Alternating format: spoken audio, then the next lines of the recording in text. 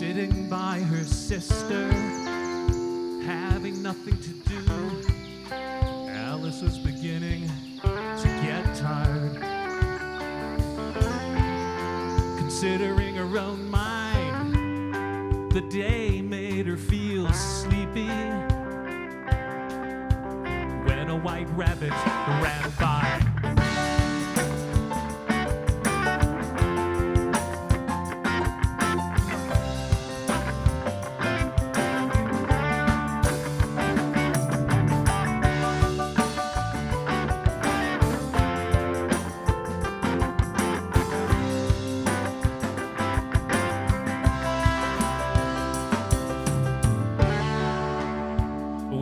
Waistcoat pocket, a watch to take out of it, burning with curiosity, she ran, and was just in time to watch it pop down a rabbit hole.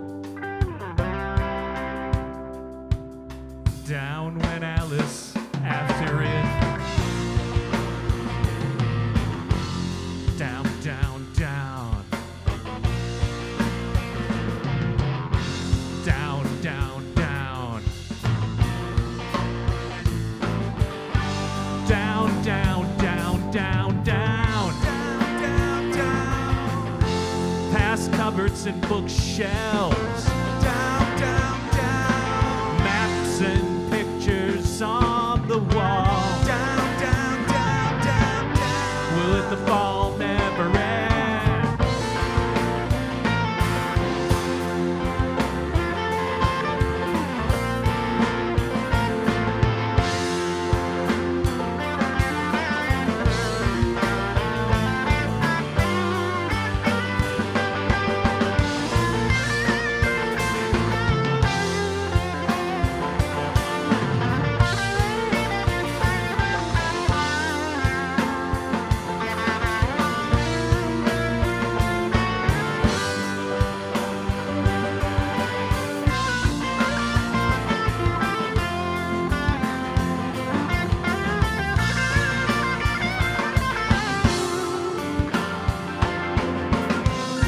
The fall never end.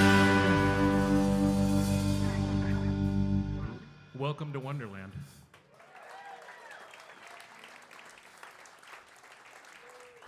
So, we all know the story, right? It's simple. Alice falls asleep and has a weird dream. But what if there's something more going on here? Tonight, we're going to tag along with Alice on her journey and use our songs to help us see if there's some sense in the nonsense. Sound like a plan? All right. The hints start with chapter 2. Alice has fallen down a rabbit hole, as you know, and she finds that she's too big to fit through a door. And a potion is conveniently available that makes her small, only then she can't reach the key to unlock it. Another potion makes her big, but then she can't go through the tiny door. Grace Slick of Jefferson Airplane famously saw this as proof that Alice was using hallucinogenic drugs. And you know the song, one pill makes you larger and one pill makes you small. But there's a problem, because in this scene, Alice isn't a rebellious teen. She's a frightened 7-year-old who's all too familiar with change. Maybe she's sad because growing up means that she's always changing and often doesn't fit. We call our song Poor Alice.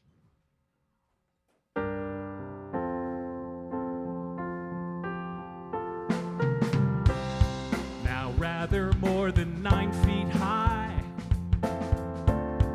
she hurried to the garden door. Lying down to look into it, to get through was more than hopeless. Poor Alice.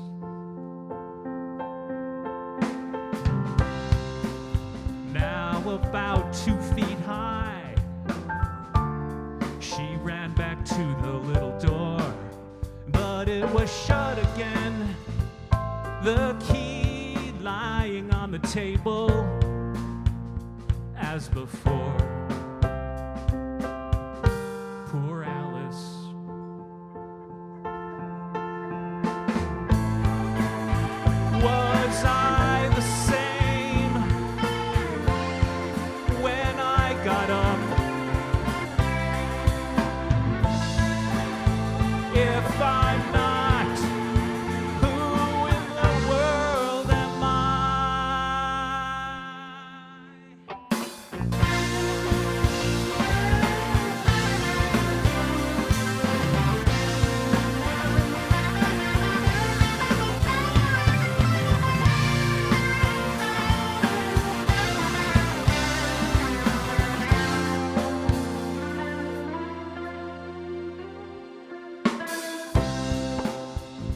to her chin in a pool of tears.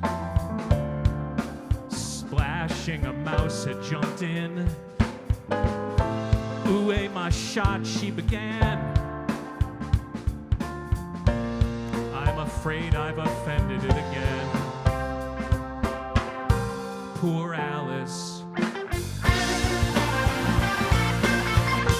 Poor Alice. Poor Alice.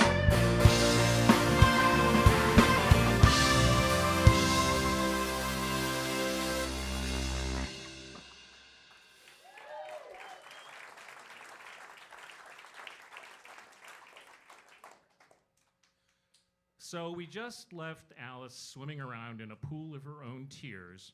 Oh, with a bunch of talking animals. I forgot to mention that. So chapter 3 starts with Alice and the animals drying off and doing what happens throughout the story, talking but making no sense.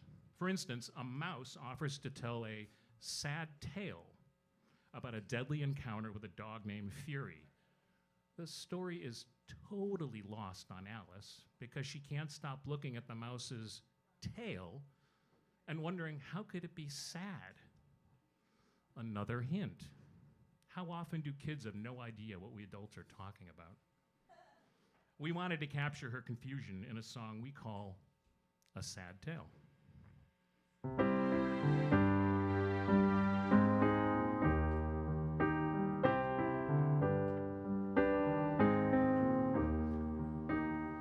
A fury said to a mouse that he met in the house, I'll take no denial, we must have a trial. Looking with wonder at the mouse's tail.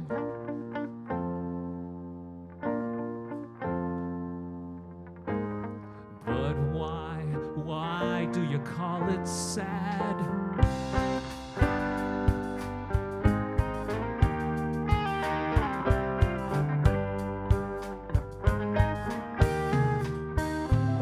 Trial with no jury or judge would be wasting our breath.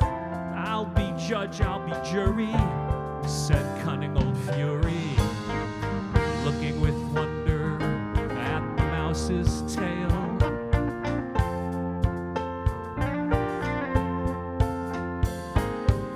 But why do you call it sad?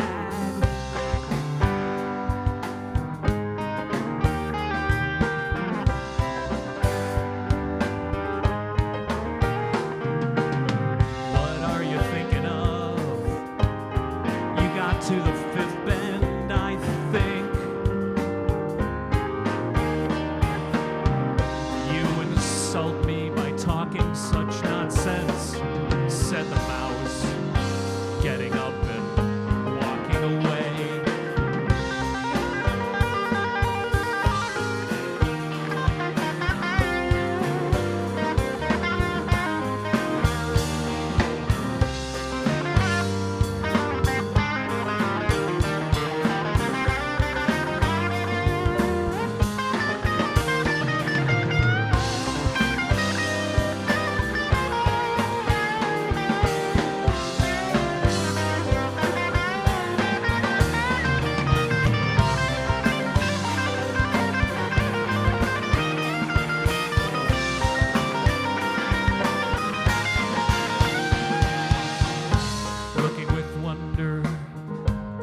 Mouse's tail.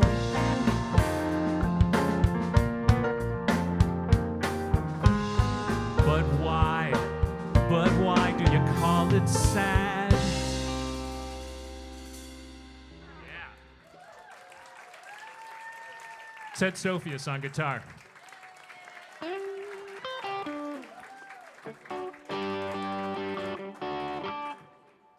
Okay. We need to talk about the White Rabbit. Do you remember, anyway, do you remember him saying, I'm late for a very important date. No time to, does that ring a bell with anybody? He never said that in the book. Disney invented that in 1951. Tonight, The lyrics we sing come directly from Lewis Carroll's text. So every word that comes out of our mouths is from the text that's in front of you. The original 1865 version of Alice's Adventures in Wonderland. And, you know, speaking of lyrics, let's take a moment. Let's toast our lyricist.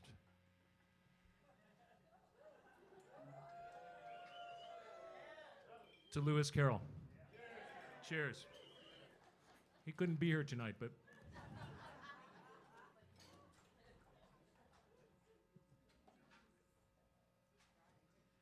yeah, he's dead.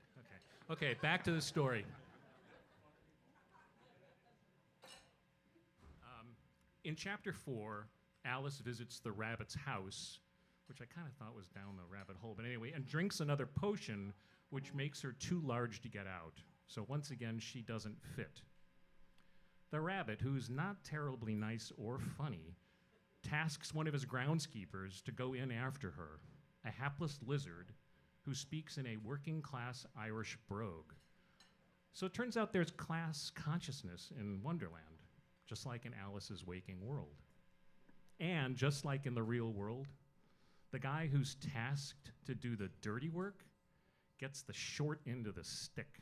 Or in this instance, a foot in the new you-know-what, as Alice kicks him up the chimney and across the sky. The lizard's name is Bill, and that's the name of our song.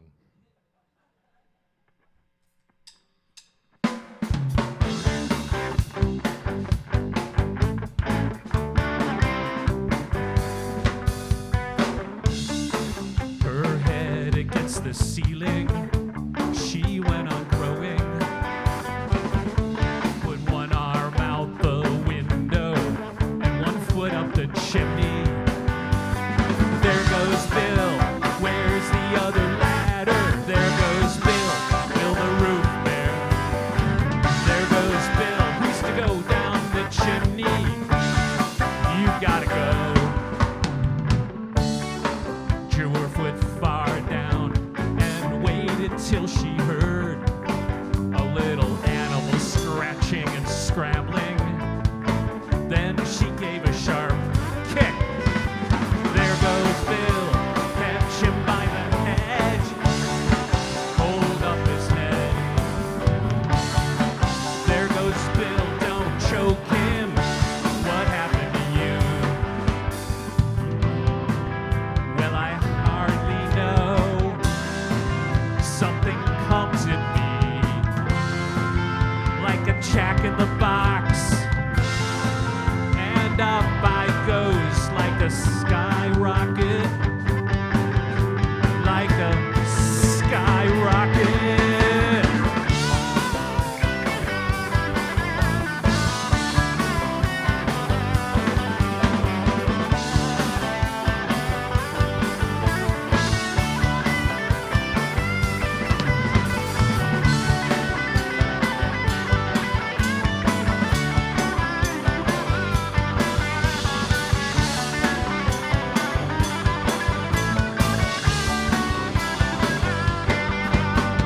There goes Bill over our heads.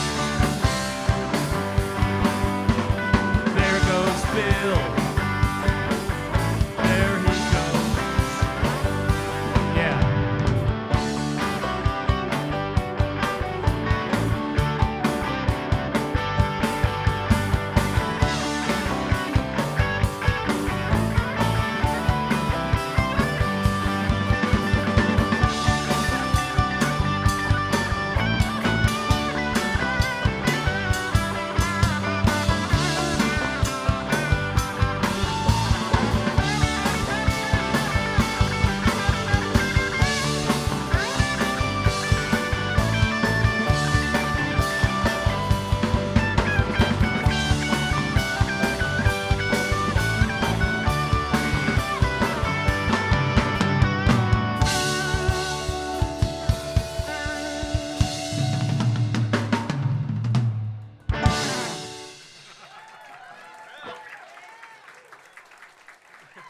Whew.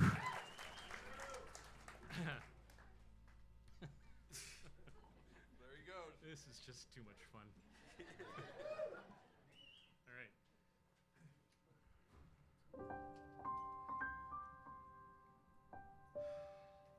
won't go into detail, but this is one of the songs where I play a tambourine solo.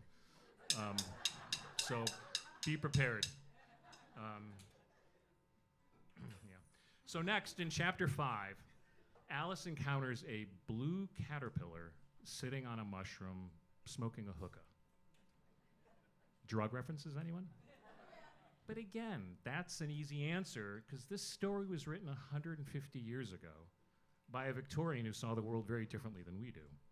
We think that Carroll's caterpillar is less Timothy Leary and more stern tutor, albeit a blue insect. And I say this because it tasks Alice to recite a poem about a Father William, which is a parody of a real poem with the deadly title, The Old Man's Comforts and How He Gained Them. Alice would have been familiar with it because well-to-do Victorian girls were often homeschooled and forced to memorize long, awful poems with moral instructions called didactic poems. Carroll's parody doesn't put much stock in them, so it's another reference to the inanity of the waking world. And Alice, doing her best to go along with the nonsense, gets it wrong from beginning to end, which is the name of this song.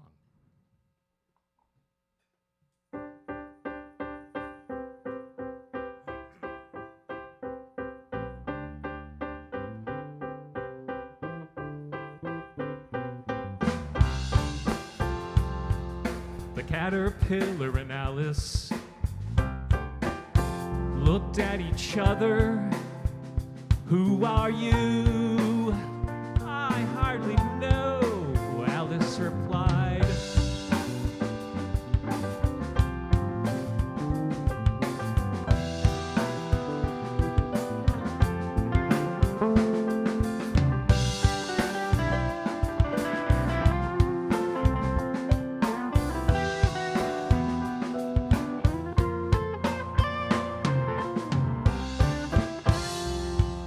For some minutes, it puffed away. Repeat, you are old, Father William. Alice folded her hands and began.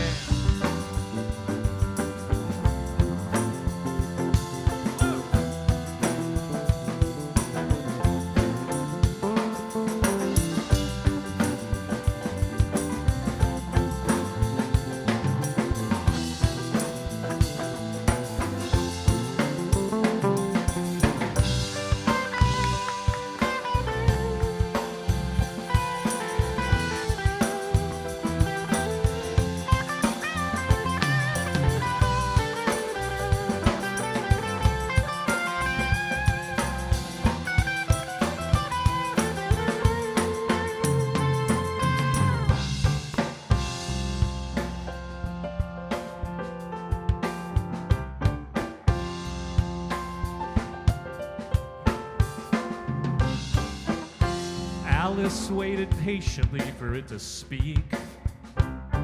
One side will make you taller, the other shorter. Alice looking at a mushroom that was perfectly round.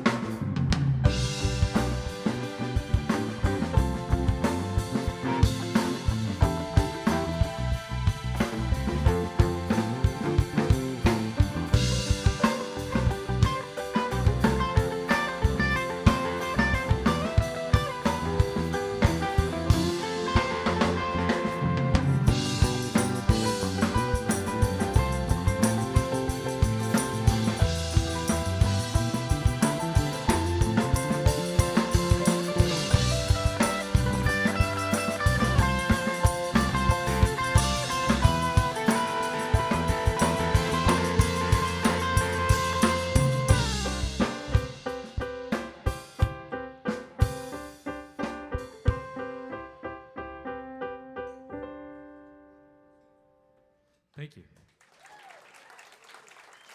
That's Todd Rowan on bass. Whoa! And a little more goodness from Ted Sofius on guitar.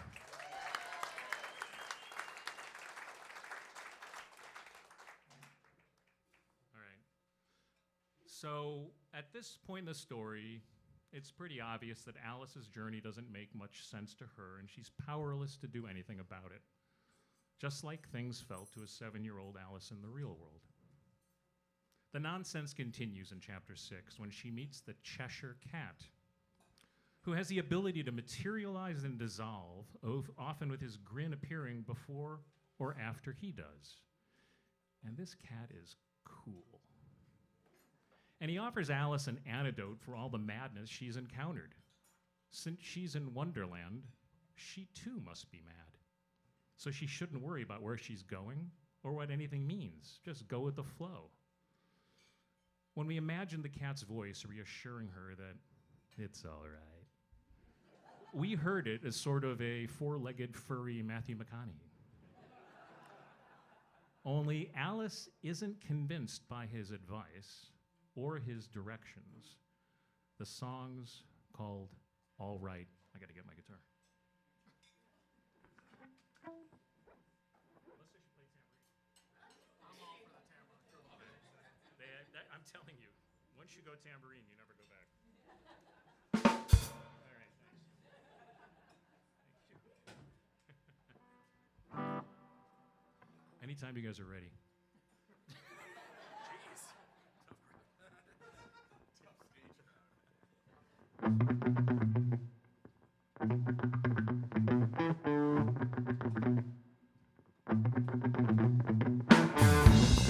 Would you tell me, please, which way I ought to go?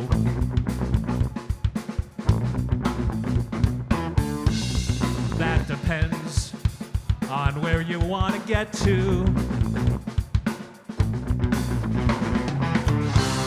All right, said the cat with a grin.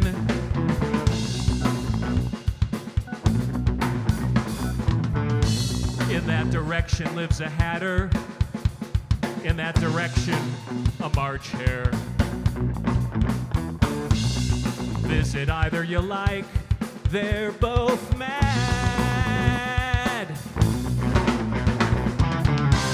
All right, said the cat with a grin.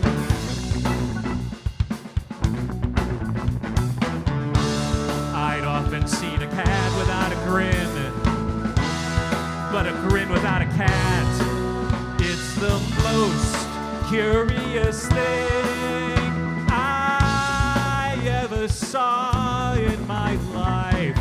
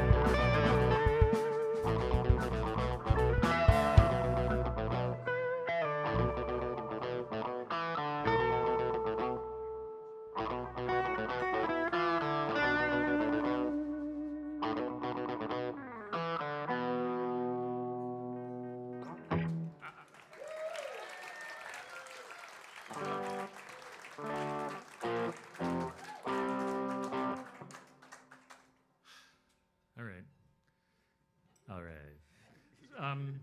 So chapter 7, Alice goes to the famous tea party. And it starts with more riddles and wordplay. Again, nobody says what they mean or means what they say. We could say that about our own time, too. But then the Mad Hatter tells a story about singing so badly at a big event that time itself was offended and stopped talking to him, which means all the clocks stop working. That's why it's always tea time. Now, our song starts with the song the Mad Hatter butchered, which you might recognize. We didn't write it. It's one of the 10 songs that Carroll wrote and plugged into his story, and he even suggested a melody, which he borrowed from a famous composer. The song we wrote that comes after it, the same song but the back half, back 9/10, we borrowed the melody from some other famous musicians who it turns out kind of borrowed it from that first composer. It will make more sense after we play this song. It's called Always Six.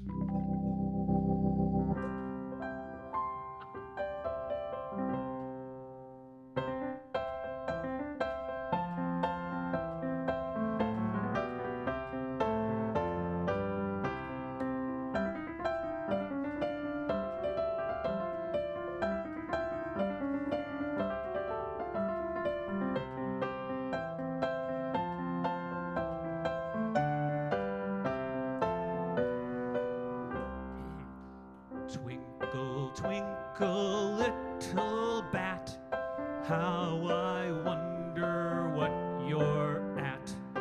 Up above the world you fly, like a tea tray in the sky.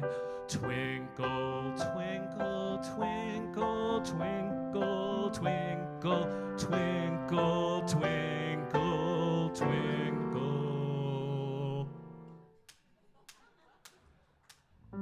Have you guessed the riddle yet? What's the answer? Alice replied. I haven't the slightest, said the Hatter, nor I, said the March Hare. It's always six. It's always six. It's always six.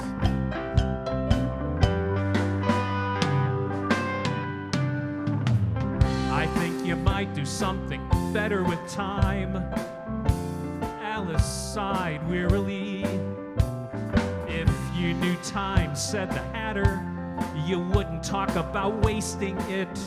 It's him. It's always six. It's always six.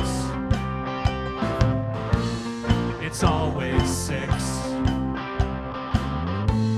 At the great concert I had to sing, I'd hardly finished the first verse. The Queen bawled out, "He's murdering time!" Since that, he won't do a thing I ask.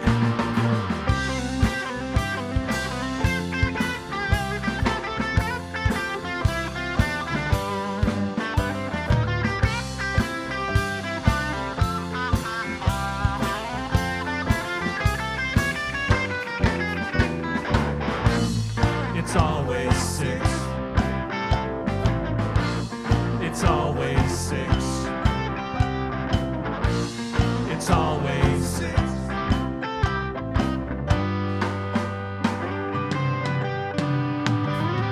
Is that the reason tea things are put out here?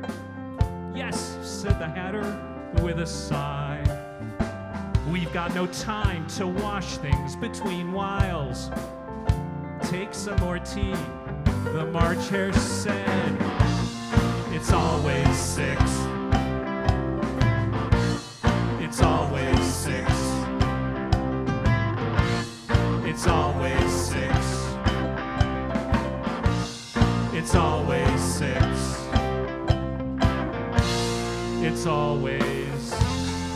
It's always six.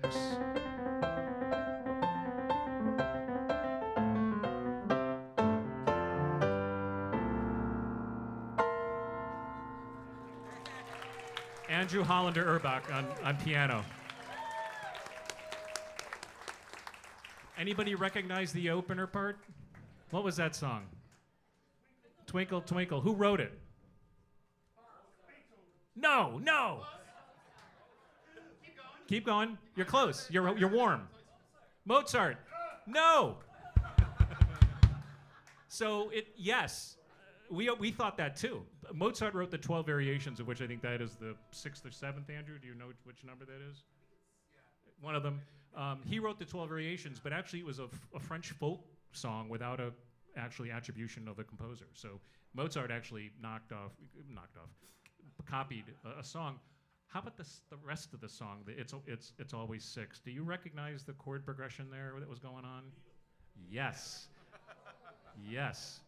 So it's Get By With a Little Help From My Friends. Turns out the Beatles copied Twinkle Twinkle Little Star chord for chord. So we're thinking Mozart, the Beatles, Mortal Fools. Right? People judge you by the company you keep. So we're like halfway through the show. How are you doing?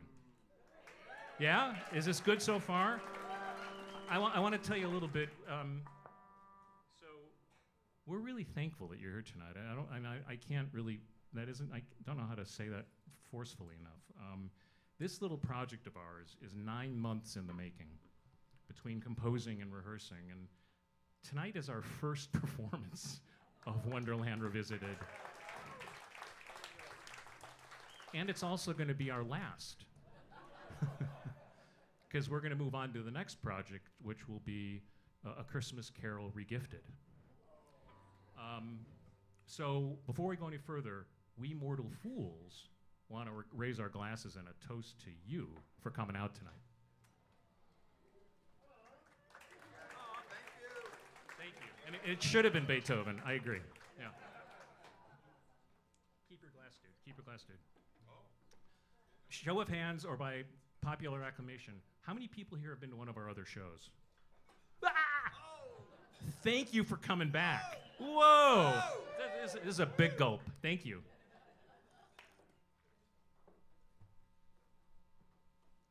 Okay, now, this is a loaded question, and the person in the room will know why when I say it. Are there any Carroll scholars in the room? You know who you are. Here's a little bit about our lyricist. Carroll's real name was Charles Ludwig Dodgson. Say that fast 3 times. He lived from 1832 to 1898, and he spent his adult life working at Oxford University in a variety of roles, including lecturer in math and librarian. There's a little more on his background on the back of your booklets.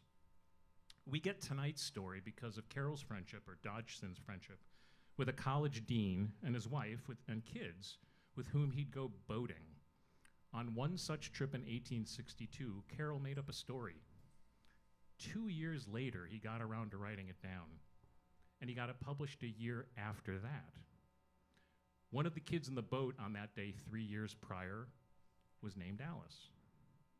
Now, nobody knows what was going on inside his head, but in the next chapter, chapter 8, we get another hint about what's going on in the story, as Alice finds herself at a party surrounded by talking playing cards. 3 gardeners, their card suit, spades, are worried that the Queen of Hearts intends to cut off their heads for some minor infraction. The Queen threatens this a lot, possibly as another reference to the waking world, where adult authority might seem crude or unfair. Further, we think it's telling that Alice refuses to give up the cards, to which the Queen responds, "Off with her head." We'd like to drive that point home with this next song, and we'd like your help. So this is the audience participation part.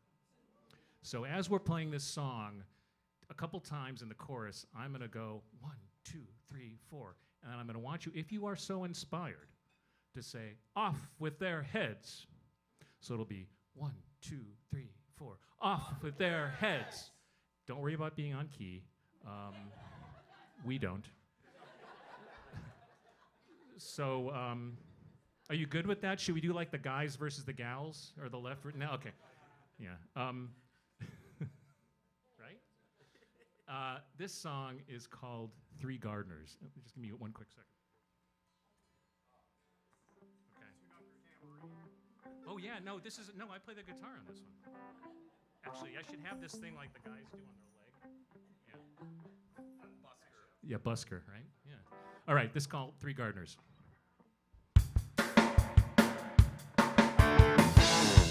Three gardeners lying on their faces. Who are these?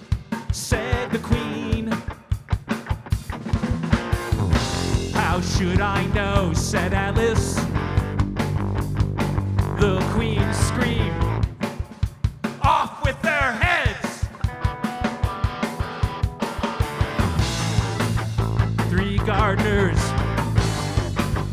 jumped up. What have you been doing? Screamed the queen.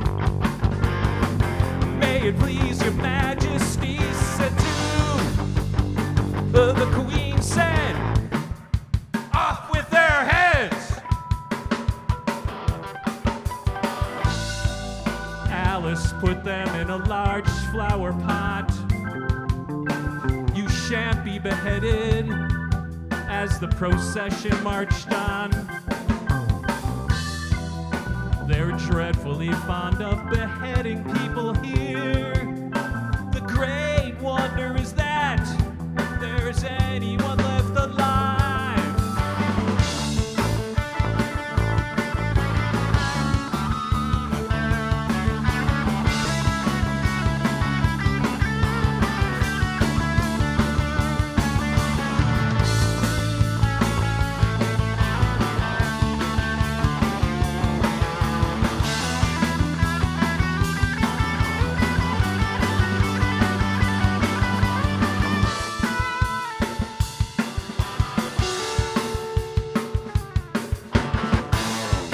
The queen had only one way of settling all difficulties. Pressing the Cheshire Cat, she said, off with their heads!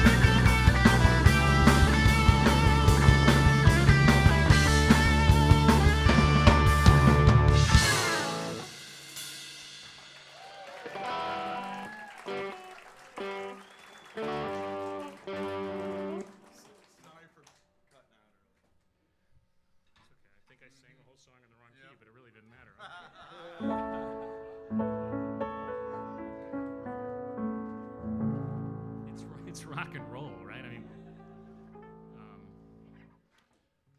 so question, has anyone here ever had mock turtle soup?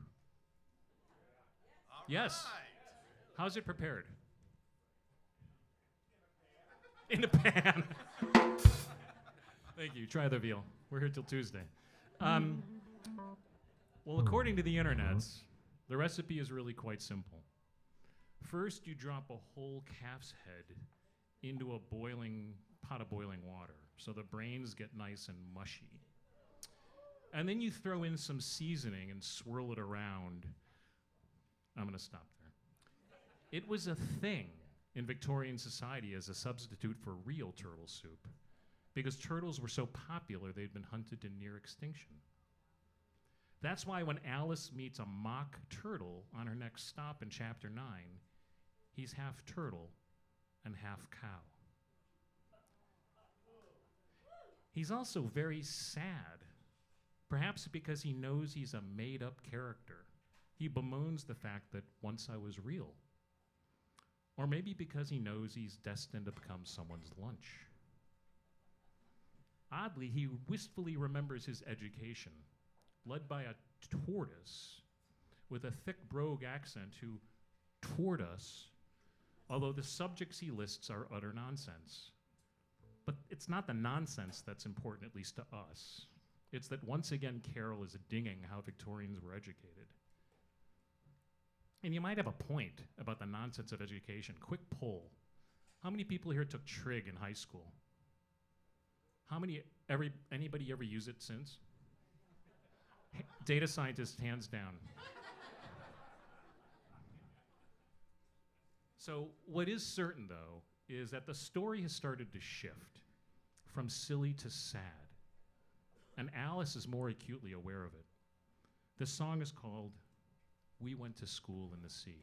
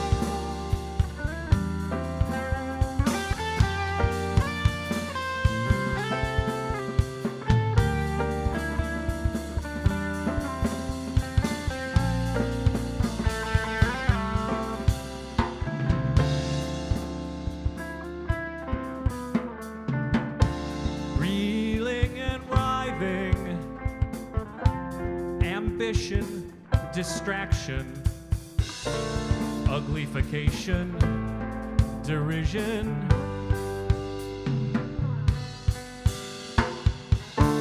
Mystery, ancient and modern, stretching, drawling, and fainting in coils.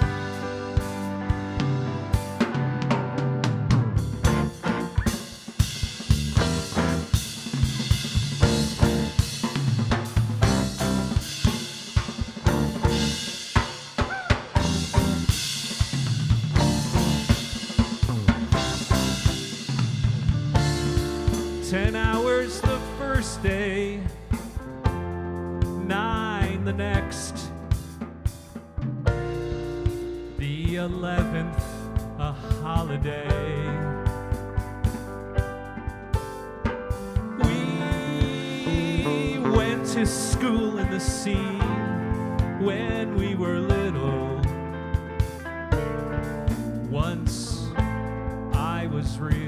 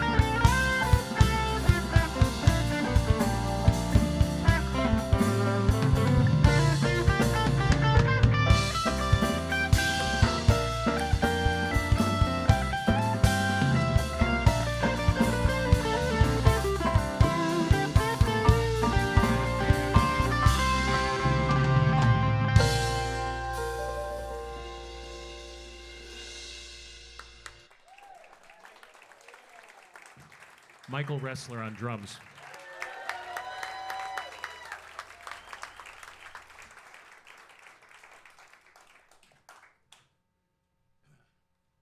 Give me a quick sec here.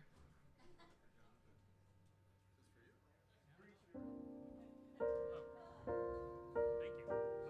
I look like I need it. I know it's. Thank you. I feel old-fashioned. All right.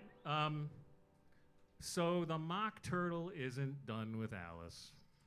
In chapter 10, he sings a song about a fish trying to convince a snail to go for a swim. The fish is a whiting, and it's insistent, but there's a catch. After all, these are English creatures, even if they live in Wonderland. So going for a swim off the southern coast of England would send them in the direction of France. And France is where they eat escargot. No wonder the snail is hesitant. This is another of the songs that Carroll wrote, so his lyrics are what we're singing now. Not just the text of the story, but he actually wrote the lyrics to a song. But he didn't suggest a melody. And what we found really weird when we did our research is that other versions of this song, there's one by Gene Wilder and a TV version from 1999, and the band Franz Ferdinand did one for Tim Burton's 2010 movie. They interpret the song as a slapstick dance, like it's funny. And we think there's something more meaningful, even more profound going on here. And it hinges on the snail's refusal to go along with it. We saw in that a hint of the life choices we adults are forced to make, and how frightening they must be to children. Carroll called his song The Lobster Quadrille.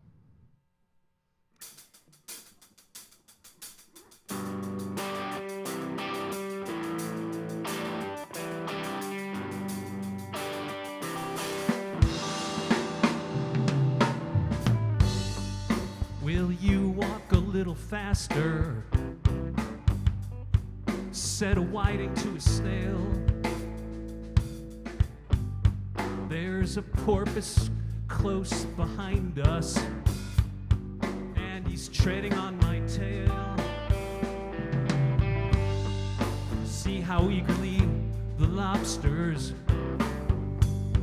and the turtles all advance.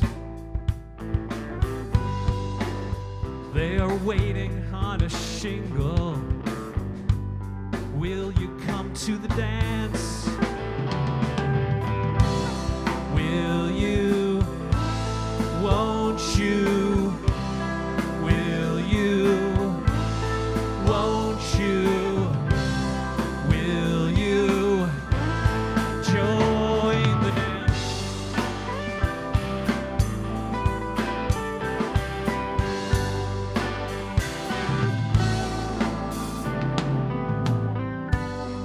You can really have no notion how delightful it will be when they wake us up and throw us with the lobsters out to sea. Will you? Won't you? Will you? Won't you? Will you join the dance?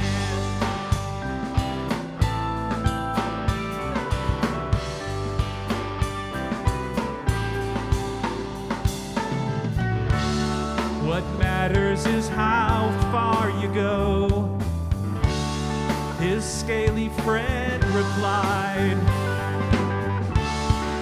There is another shore, you know, upon the other side.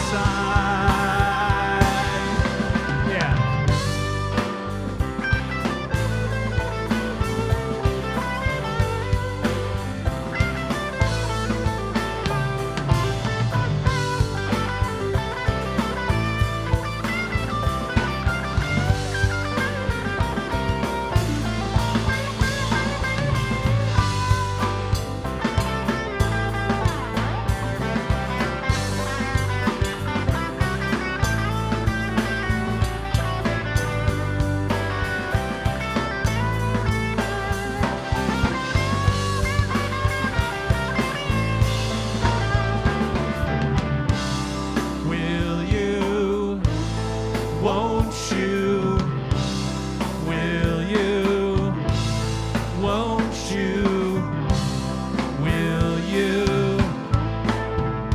join the dance.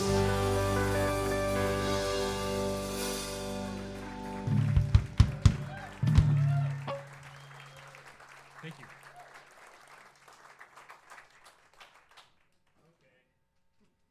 Okay, fine. You asked for it. Woo!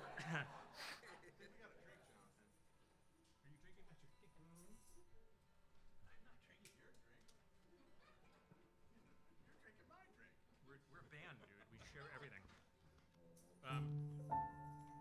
Okay, now things get even weirder, if that were possible. In chapter 11, Alice finds herself at a garden party that morphs into a courtroom drama. The Knave of Hearts has been accused of stealing the Queen's tarts, and no surprise, she wants his head, announcing sentence first, verdict afterwards. Now, Alice knows that this isn't the way things are supposed to go. She's actually read about trials in the real world, so she's able, maybe for the first time in the story, to rely on her own knowledge and refute the nonsense around her. She's also getting more and more irritated by it all. For instance, she takes away a squeaky pencil from one of the jurors, our old friend Bill, the lizard. Only the lizard continues to write invisible notes with his finger in the air.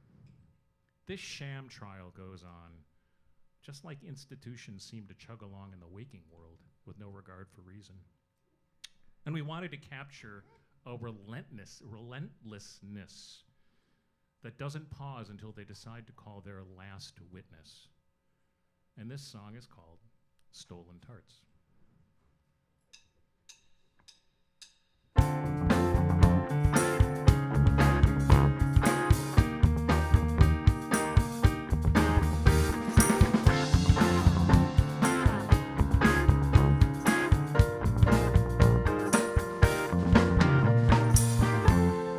Alice has never been in court, but she read about them in books. She knew the name of nearly everything there.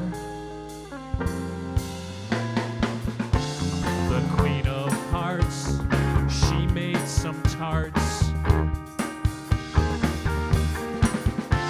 The Knave of Hearts took them away. I suppose they're the jurors, thought Alice. Said the last time 2 or 3 times over. Proud as few little girls knew the meaning of it all. The Queen of Hearts, she made some tarts. The Knave of Hearts took them away.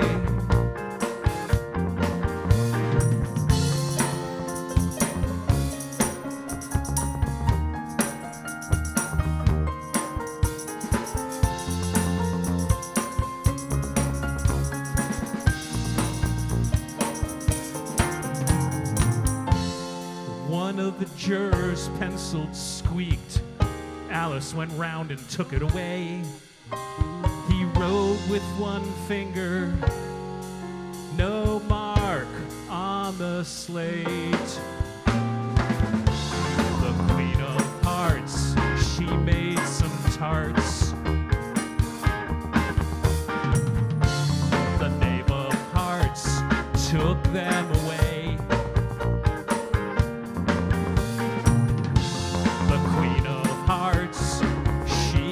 Some tarts. The Knave of Hearts took them away. Alice watched, curious to see who the next witness would be. When the White Rabbit read out the name, Alice.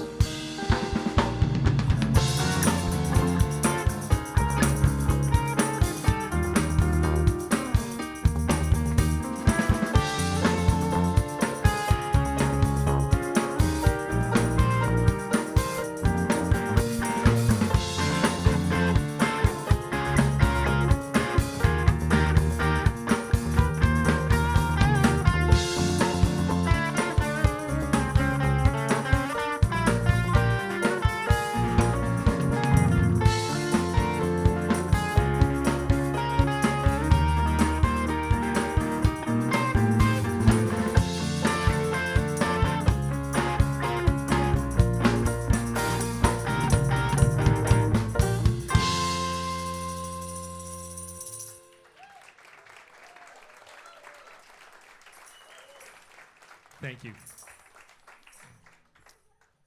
So I'm going to introduce the fools up here one more time. First, on keys, Andrew Hollander-Urbach.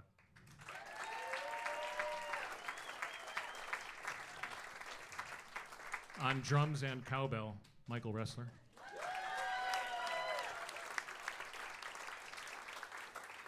On bass, background vocals, and stealing my drink, Todd Rowan.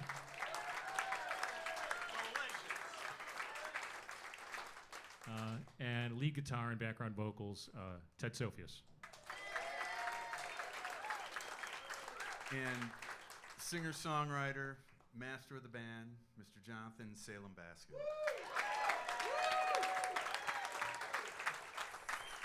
And tambourine soloist. Yeah, certain things just don't get enough respect. I gotta get the guitar. God bless you. God bless us, everyone. Oh, that's a different set, isn't it? Okay, so this next chapter is big. We're still at the trial, though now Alice is done taking anything at face value. She questions and challenges the so-called evidence presented to incriminate the knave, and she's more confident, regularly calling out the nonsense for what it is. And this infuriates the queen, who commands, exactly, to which Alice replies, "Who cares for you? You're nothing more than a pack of cards." This moment of clarity and honesty prompts all of the cards to jump on her, at which point she wakes up in her sister's lap with leaves falling on her face. So let's review. Alice never questioned 1, a rabbit wearing a waistcoat, 2, a storytelling mouse, 3, a hookah smoking caterpillar, 4, a disappearing cat, or 5, loads of weird, impossible situations, always choosing instead to question herself. But now she's done tolerating it, so what changed? Well, we asked AI.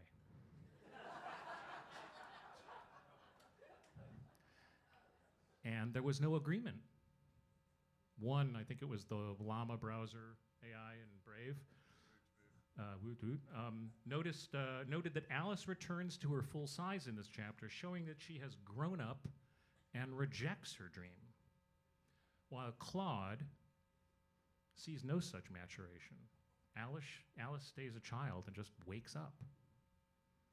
We think both AIs got it wrong. Too much nonsense has gone on in the story that kind of makes sense if you think about it.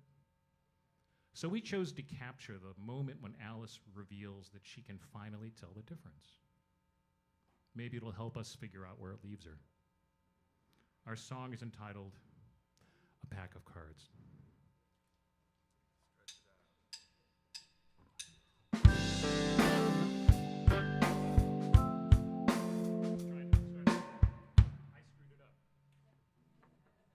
I screwed it up. All right, let's try that again.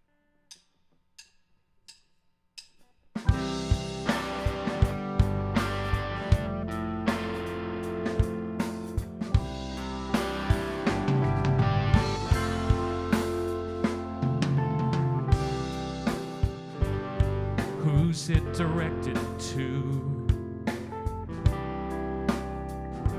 It isn't directed at all. In the prisoner's handwriting, no.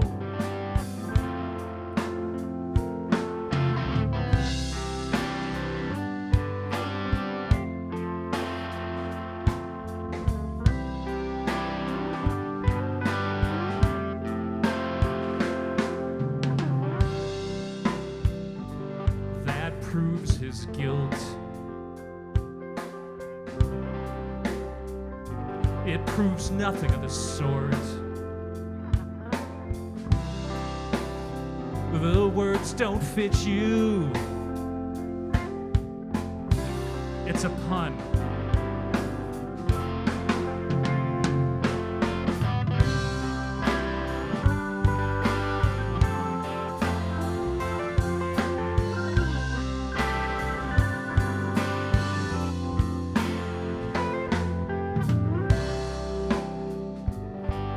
consider the verdict. Hold your tongue. Who cares for you? You're nothing but a pack of cards. You're nothing but a pack of cards. You're nothing but a pack of cards. You're nothing but a pack of cards. You're nothing but a pack of cards. You're nothing but a pack of cards.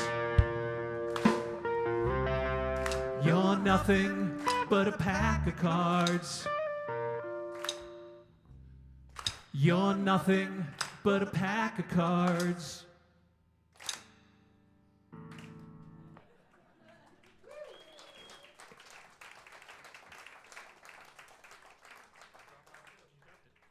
So that's how the story ends. Good night. No.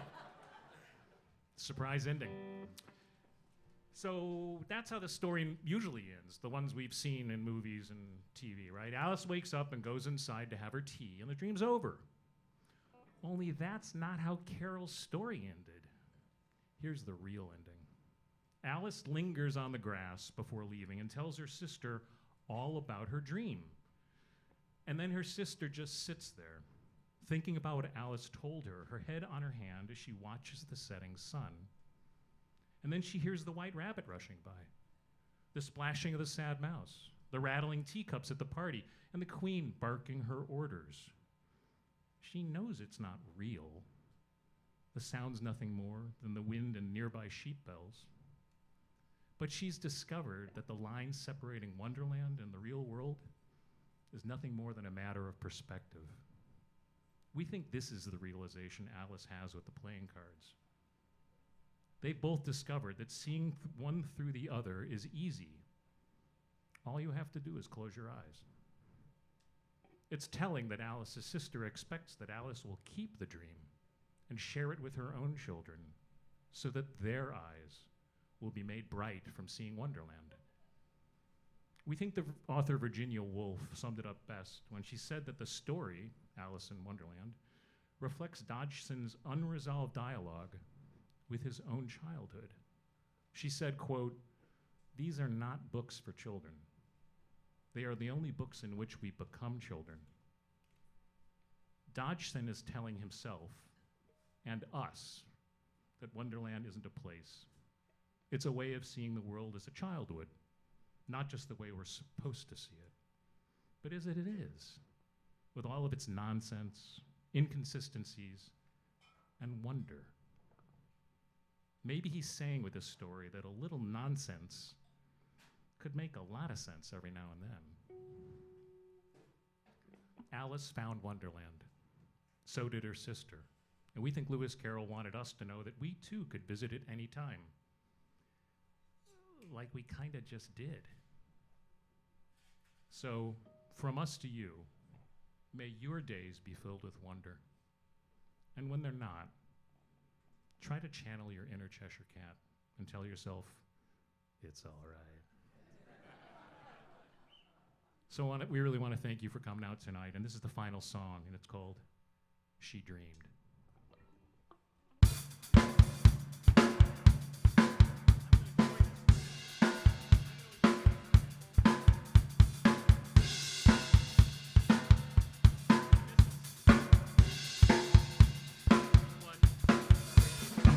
Her sister sat, thinking of Alice, watching the setting sun.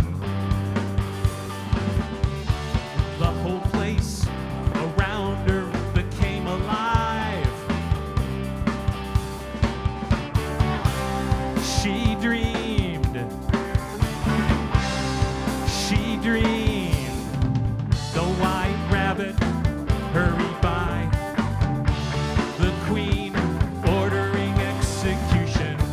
The mock turtles, sobs filled the air.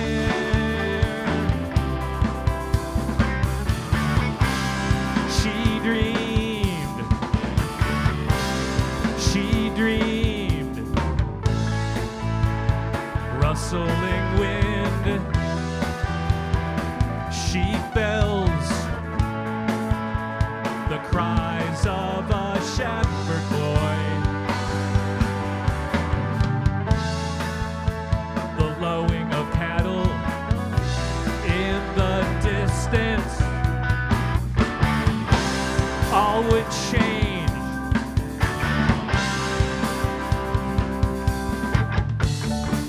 She pictured herself grown. She would keep the dream, make children's eyes bright with tales of Wonderland. Tales of Wonderland. Tales of Wonderland. She dreamed. She dreamed.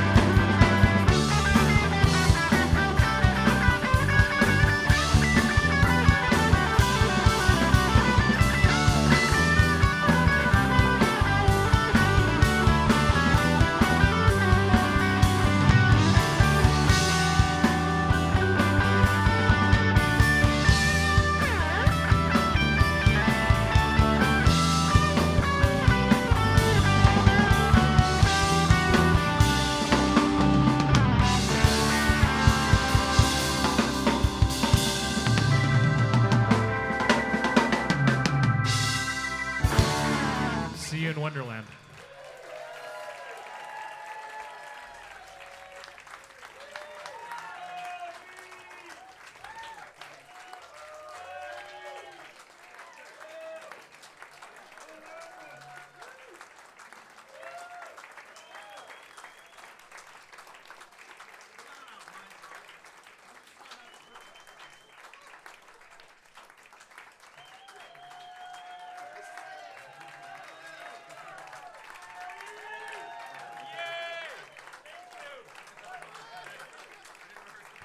Now we're going to do the a cappella version, so you can remain standing for the next hour.